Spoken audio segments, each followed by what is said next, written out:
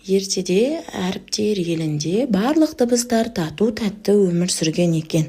Сонда әріптер жиналып жиын жасапты.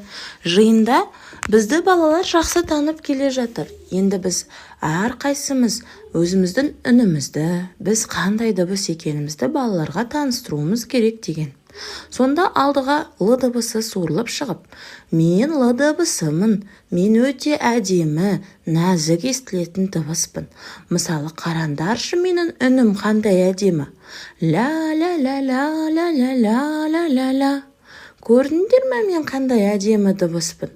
Мен өзімді таныстыруым керек.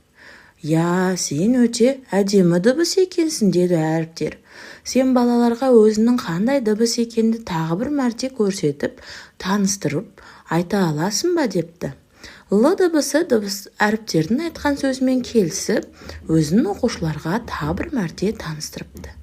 Балалар, мен л дыбысымын, мен сөздің барлық бөліктерінде кездесемін. Мысалы, лақ, көл, алау, лашын деген сөздерде мен бармын деген. Балаларға л дыбысы өте қатты ұнап, л дыбысымен бірге ән шырқап, л дыбысының дауыссыз дыбыс екенін естерінде сақтап қалыпты.